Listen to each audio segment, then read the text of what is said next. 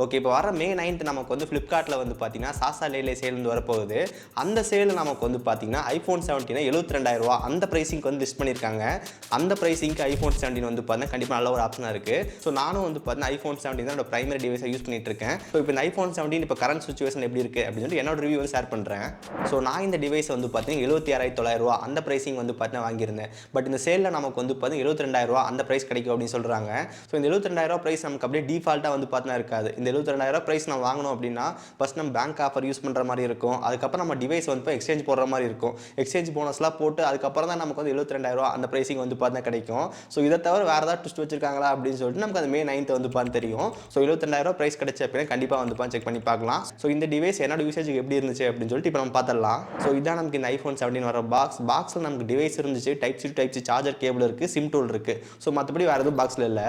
Next இங்க design பொறுத்த வரைக்கும் இந்த டிவைஸ் நல்ல ஒரு காம்பாக்டா வந்து பார்த்தா இருக்கு. நீங்க பேக் சைடு நமக்கு வந்து கிளாஸ் யூஸ் பண்ணியிருக்காங்க, சைடு ஃப்ரேம் நமக்கு வந்து அலுமினியம் யூஸ் பண்ணியிருக்காங்க. இது கூட நம்ம செராமிக் ஷீல்ட் வந்து இருக்கு. இன்னும் நமக்கு ஒரு பெட்டரான ஸ்கிராச் ரெசிஸ்டன்ட் உங்களுக்கு வந்து பார்த்தா கிடைக்கும். தென் வெயிட்டை பொறுத்த வரைக்கும் வந்து பார்த்தீங்கன்னா 127 கிராம் வெயிட் வந்து இருக்கு. தென் திக்னஸ் பொறுத்த வரைக்கும் 7.95 mm கான திக்னஸ் வந்து கொடுத்துருக்காங்க. அதுக்கப்புறம் IP ரேட்டிங் பொறுத்த வரைக்கும் IP68 வந்து பார்த்தா இருக்கு. ஓவரால் இங்க டிசைன் பொறுத்த வரைக்கும் எனக்கு ரொம்ப பிடிச்சிருக்கு. ஸோ இந்த டிவைஸ்க்கு நான் யூஸ் பண்ற பேக் கேஸ் வந்து பார்த்தா ஸ்பைஜினோட லிக்விட் ஏர் அப்படின்ற இந்த கேஸ் தான் யூஸ் பண்றேன். இது நமக்கு ஒரு 1300 1500 அந்த பிரைஸ்ல வந்து பார்த்தா கிடைக்குது. ஸோ குவாலிட்டி சூப்பராகவே இருக்கு. இப்போ டெம்பர் கிளாஸ் பொறுத்த வரைக்கும் நான் இப்போ இந்த கேஸ்ல கூட இந்த டெம்பர் கிளாஸ் தான் யூஸ் பண்றேன். ஸோ இந்த பிராண்ட் யாரோடதுன்னு வந்து பார்த்தீங்கன்னா நம்ம யூடியூப்ல வந்து டெக் ஆப்ஸ் தமிழ் அப்படின்னு சேனல் வச்சிருப்பாரு பிரணவன், அவரோட தான் வந்து பார்த்தீங்கன்னா டெம்பர் கிளாஸ். இதில் உங்களுக்கு வந்து பார்த்தீங்கன்னா iPhone 17 16 சீரிஸ்க்குலாம் வந்து அவைலபிளாக இருக்கு. இந்த டெம்பர் கிளாஸ் நமக்கு வந்து ஆன்டி ரெஃப்ளெக்ட் கோட்டிங் வந்து பார்த்தீங்கன்னா கொடுத்துருக்காங்க. நம்ம பெருசாக வந்து ரெஃப்ளெக்ட்ல எதுவுமே வந்து பார்த்தீங்கன்னா கிடையாது. இங்கே ஸ்க்ரீன் கார்டோட குவாலிட்டி நல்லாவே இருக்கு.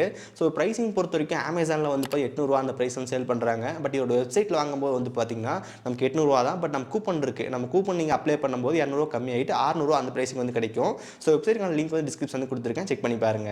நெக்ஸ்ட் இங்க டிஸ்ப்ளே பொறுத்த வரைக்கும் 6.3 இன்ச்சஸ்ல நமக்கு ஒரு OLED டிஸ்ப்ளே வந்து கொடுத்துருக்காங்க. 120 ஹெர்ட்ஸ்க்கான ரெஃப்ரெஷ் ரேட் வந்து இருக்கு.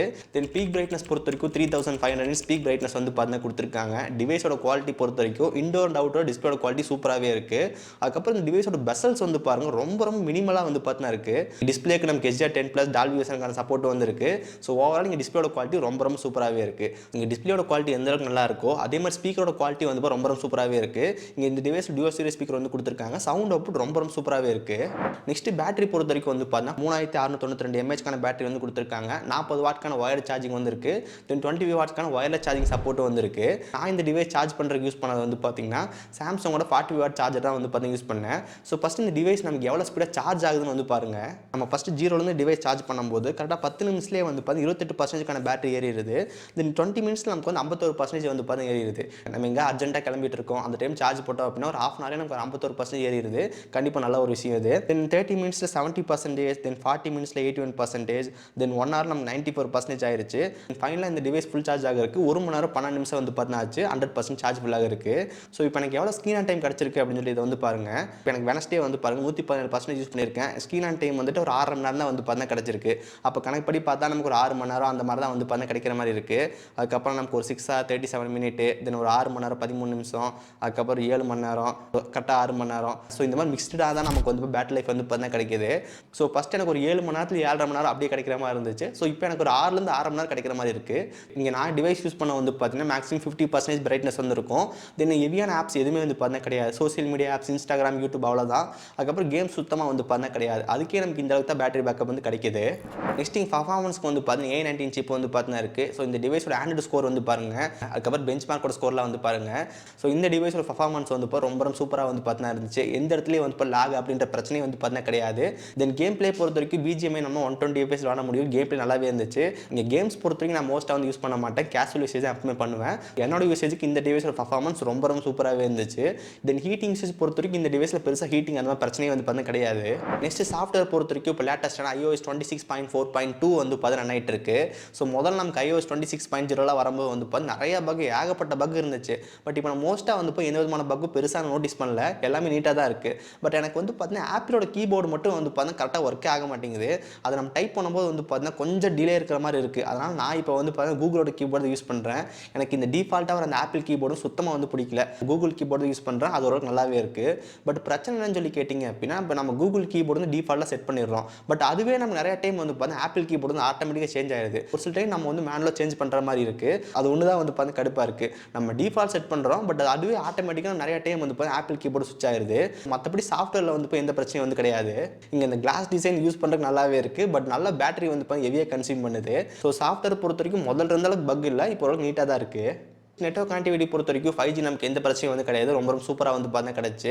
தென் ப்ளூடூத் 6 வந்து கொடுத்துருக்காங்க, Wi-Fi 7 வந்து இருக்குது.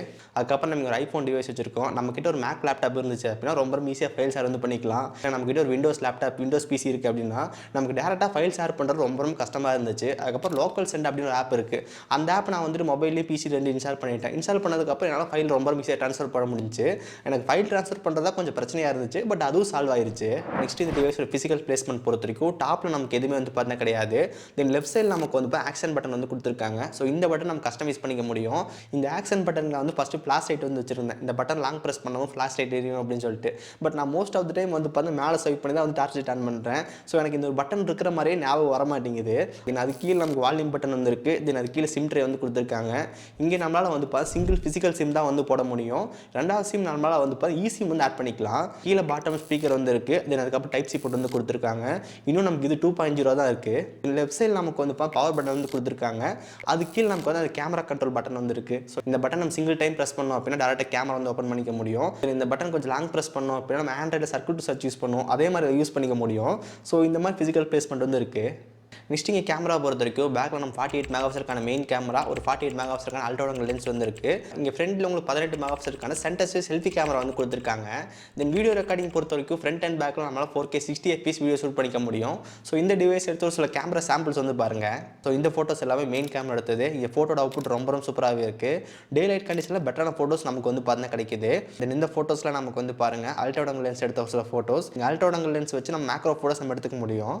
நெக்ஸ்ட் நமக்கு இந்த ஃபோட்டோஸ்லாம் வந்து பார்த்தீங்கன்னா போர்ட்ரேட்டில் எடுத்தது. எட்ஜ் டிடெக்ஷன் எல்லாமே ரொம்ப சூப்பராகவே இருந்துச்சு. தென் லோ லைட்லேயும் நம்ம கேமரா பர்ஃபார்மன்ஸ் ரொம்ப சூப்பராகவே இருக்குது. தென் நீங்கள் ஃப்ரண்ட்டில் வந்து பார்த்தா சென்டர் ஸ்டேஜ் செல்ஃபி கேமரா வந்து கொடுத்துருக்காங்க. இது நம்ம குரூப்பாக செல்ஃபி எடுக்கும்போது ரொம்ப யூஸ்ஃபுல்லாக இருக்கும். ஸோ இந்த இமேஜ் வந்து பாருங்கள், நம்ம ரீசெண்ட் ட்ரிப் போகும்போது நம்ம சென்டர் ஸ்டேஜ் செல்ஃபி கேமரா எடுத்த ஃபோட்டோஸ் தான் அதெல்லாமே. எந்த அளவுக்கு அவுட்புட் கிடைக்குது வந்து பாருங்கள். லேண்ட்ஸ்கேப் ஃபோட்டோ எடுக்கிறதுக்கு நம்ம இப்படி வச்சு எடுப்போம். பட் நம்ம போர்ட்ரேட்டில் வச்சு லேண்ட்ஸ்கேப் ஃபோட்டோஸ் எடுத்துக்க முடியும்.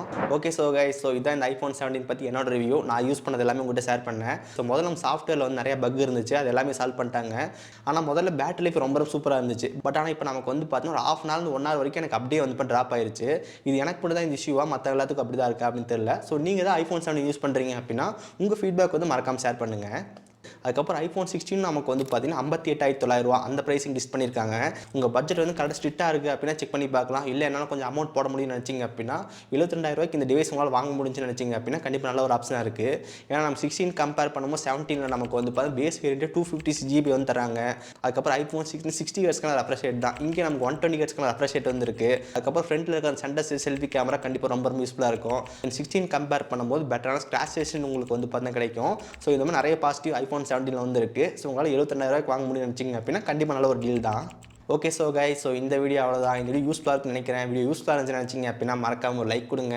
தென் இதே மாதிரி வீடியோஸ் பார்க்குறதுக்கு கீழே ரெட் பட்டன் கிளிக் பண்ணி மறக்காமல் சப்ஸ்கிரைப் பண்ணி ஃபாலோ பண்ணுங்கள். ஸோ இந்த வீடியோ அவ்வளோதான். நீங்கள் சந்திக்கிறேன். See you guys. Bye. Have a nice day.